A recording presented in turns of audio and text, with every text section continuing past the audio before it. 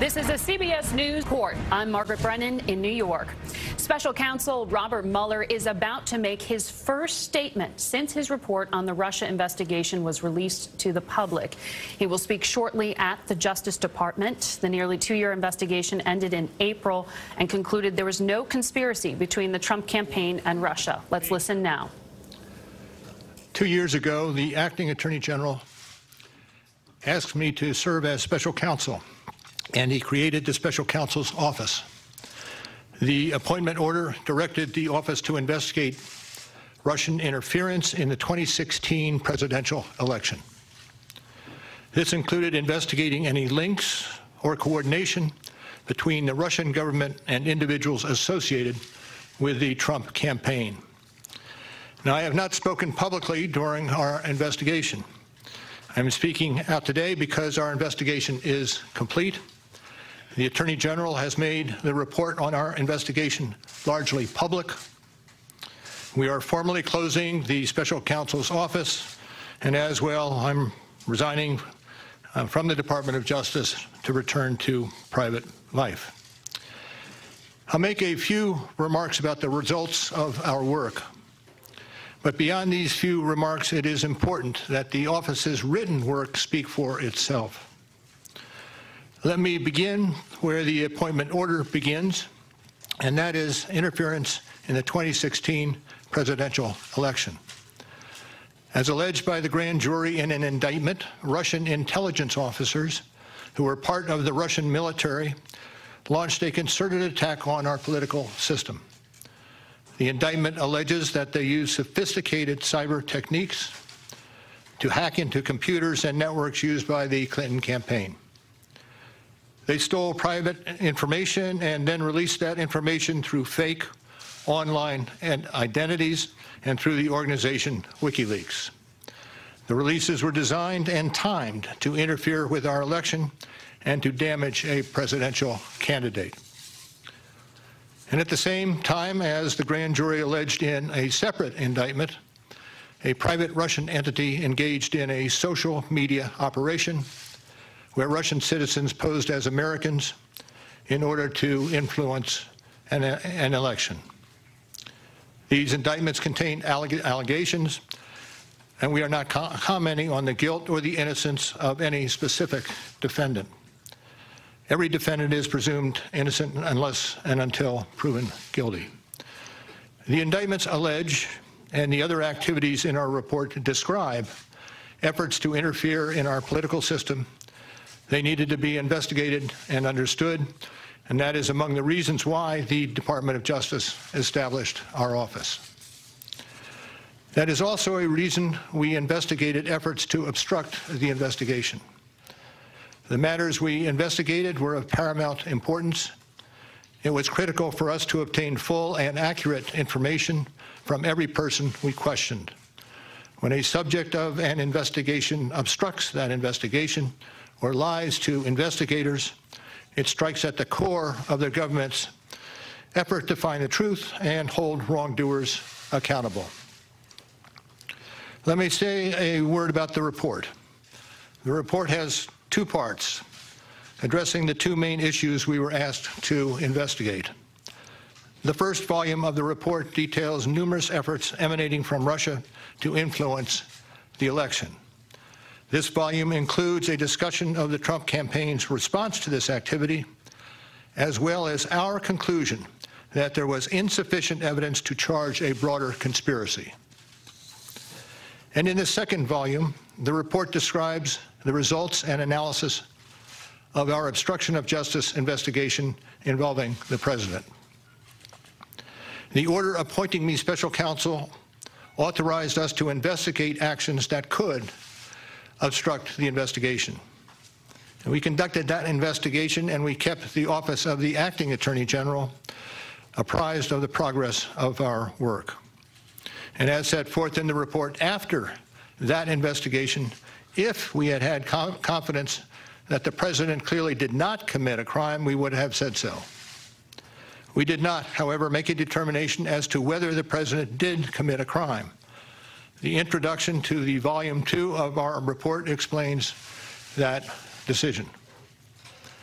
It explains that under long-standing department policy, a president cannot be charged with a federal crime while he is in office.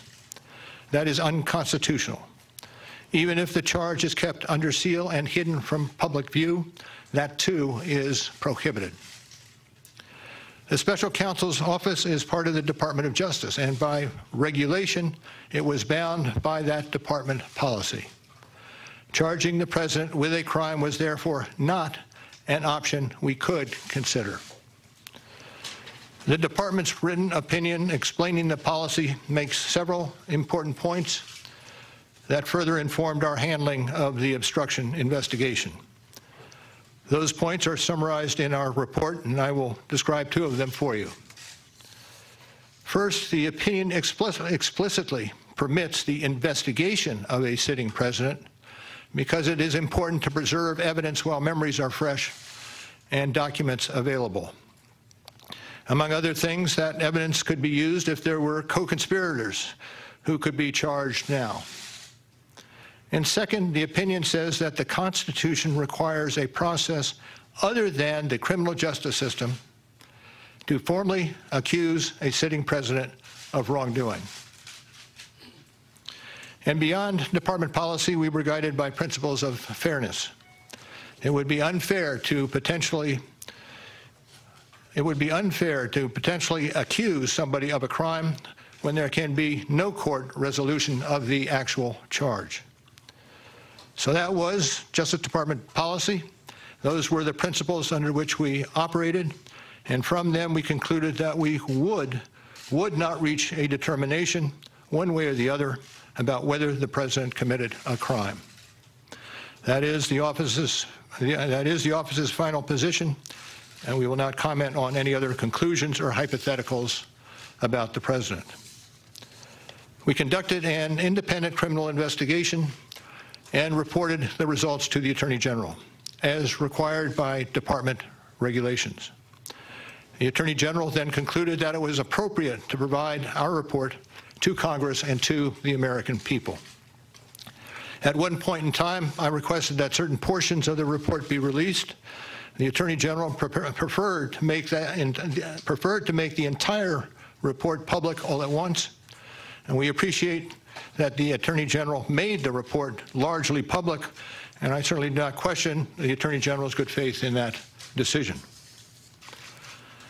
Now, I hope and expect this to be the only time that I will speak to you in this manner. I am making that decision myself. No one has told me whether I can or should testify or speak further about this matter. There has been discussion about an appearance before Congress. Any testimony from this office would not go beyond our report. It contains our findings and analysis and the reasons for the decisions we made. We chose those words carefully, and the work speaks for itself. And the report is my testimony. I would not provide information beyond that which is already public in any appearance before Congress. In addition, access to our underlying work product is being decided in a process that does not involve our office. So beyond what I've said here today and what is contained in our written work, I do not believe it is appropriate for me to speak further about the investigation or to comment on the actions of the Justice Department or Congress. And it's for that reason I will not be taking questions today as well. Now, before I step away, I want to thank the attorneys, the FBI agents, the analysts, the professional staff who helped us conduct this investigation in a fair and independent manner. These individuals, who spent nearly 2 years with the special counsel's office, were of the highest integrity. And I will close by reiterating the central allegation of our indictments, that there were multiple, systematic efforts to interfere in our election. And that allegation deserves the attention of every American. Thank you. Thank you for being here today. Special Counsel Robert Mueller speaking for the very first time publicly about his 2-year investigation and its conclusions regarding Russian interference in the 2016 election. He began and ended underscoring that there was a concerted attack on our election by Russian intelligence officers, the GRU, reiterating again that this was sweeping and systematic interference, saying that is where the focus should be. Notably, he did also explain where some of the questions have circulated lately, and that is around the obstruction of justice allegations and why he did not conclude, or in his words, did not exonerate the president on potential charges there. He said today it was not an option we could consider, really putting it in context to standing Department of Justice policy, saying that it was essentially what constrained them from doing so, because you cannot do so to a sitting president. Paula Reed, she's a lawyer. She has been a reporter for 2 years now on this. She's with us at the Justice Department. Paula, what stood out to you from what Mueller said today? Margaret, this is so remarkable because this is the first time we've heard from the special counsel since he was appointed almost exactly 2 years ago. And we were told that the White House was notified that Mueller might make a statement, and a source suggested to me that this statement may be in lieu of future testimony, because efforts to arrange a way for him to answer questions before Congress have so far stalled. And you heard him in these remarks. He said that his testimony is his report, and if he was to answer any additional questions, they wouldn't go beyond the findings in his report. But what I thought was so significant is what specifically he chose to highlight in this approximately 8 minutes, specifically on obstruction of justice. While the president likes to say that the Mueller report was total exoneration for him and his campaign, the fact is Mueller did not exonerate the president. He said he could not exonerate the president and laid out a lot of evidence that suggests the president may have committed obstruction of justice. But in his remarks today, the special counsel made sure to wed the fact that he couldn't exonerate the president with the fact that there is a policy here at the Justice Department that Rod Rosenstein, who oversaw this investigation, also believed should be upheld, which is that you cannot criminally charge a president. And I think that's incredibly significant that he pointed out. He said, look, I didn't exonerate him. There's a policy. He didn't say he couldn't exonerate him based on the evidence. But the majority of Americans, according to CBS News polls, do think that Mueller should answer questions before Congress. So we'll see if this statement today means he doesn't have to testify, or if Democrats and others continue to push for him to answer questions before Congress. Paula Reed at the Justice Department. We go now to Chief Washington Correspondent Major Garrett, who is standing by at the White House. Major, do we know if the president was watching this statement today? Well, we certainly expect that he was. White House officials tell us they've certainly got notice yesterday that Bob Mueller would speak. Everyone here is curious about what he would say and how he would say it. And I think for the political atmosphere around this investigation, Margaret, the most important thing the special counsel just said was the Constitution requires a process other than the criminal justice system when you have this question of potential presidential wrongdoing, and the Justice Department forbids an indictment of a sitting president. Translated, what does that mean? What was the special counsel saying to Congress, particularly House Democrats? There is evidence. If you believe this is sufficient to impanel an impeachment committee, that is the constitutional remedy that I'm outlining when there is a Justice Department regulation forbidding an indictment of a sitting president. Essentially, Bob Mueller said there is a process. It's called impeachment. It's in Congress's hands now. This report will speak for itself. I can't amplify it. I will not amplify it in testimony to Congress. So now, House Democrats, it's up to you. What are you going to do with the evidence laid out in this report? Major Garrett, thank you. I want to bring in now for some analysis CBS News legal analyst Jonathan Turley, who joins us now from Washington. He is a constitutional law professor at George Washington University. Robert Mueller essentially saying, I went as far as I could go here. Why did the Justice Department allow him? Why did they ask him to make this statement today? Well, it doesn't sound like they asked him to make the statement, according to him. But I have to tell you, he's dead wrong on that DOJ memo. There's nothing in that memo that prevents him from reaching a conclusion. Attorney General Bill Barr and the Deputy Attorney General told him to reach a conclusion, that there was not such a policy. But this is not going to go... Sorry, can you clarify there? What we heard the special counsel say was the standard that you cannot indict a sitting president. Right, but then he extrapolated from that. That is clear. He's right about that. But he then extrapolated from that and said, if you can't indict a president, you shouldn't find evidence of a crime. Well, that's what a special counsel does. That's what he signed up to do. Also, there's nothing that says that he can simply refuse to answer questions before Congress. Congress has a good argument there. But one thing that came out of this conference is a direct contradiction now between Mueller and Attorney General Barr. Bill Barr said that Mueller told him and Rosenstein clearly and repeatedly that the DOJ memos that you can't indict a sitting president was not the reason they were not going to reach a conclusion on obstruction. He has now basically thrown down a very strong position contradicting that. He says that that was their reason, that was a well-studied and decision of his team that they could not find evidence of crimes even if they don't indict. So that contradiction is very significant because Bill Barr's recollection of that meeting is crystal clear. So the question now becomes Rod Rosenstein. He was in that meeting, and does he recall Mueller saying as well that he was not constrained by the DOJ memos? Very quickly, Jonathan, does the Attorney General want the special counsel to testify before Congress? I think he does. He has said that he is no objection to Mueller testifying, and that's the reason I find this all rather strange. The Attorney General says you can testify. Congress has an oversight, legitimate oversight interest in your testimony, and what Mueller is saying is that if you call me, I'm just going to read from the report. All right, let's go to Capitol Hill now, where we find Nancy Cordes. As you heard Major Garrett refer to, their House Democrats have been fighting for weeks to get access to the entire Mueller report, including some classified and grand jury material. Nancy, this is not going to satisfy them.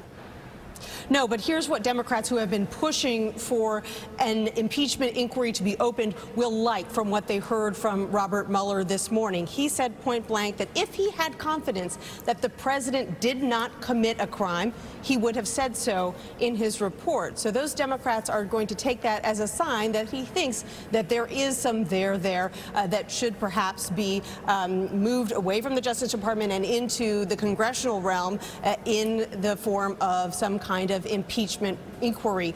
They're also going to like the fact that he said, he didn't say point blank, Margaret, that he would not testify on Capitol Hill. He left that open. But here is what will probably discourage a lot of Democrats who have visions of the special counsel coming here to Capitol Hill, testifying in public and going into great detail about all these potential cases of obstruction of justice committed by the president. He said that if he does testify, he won't go any farther than he already has in the report.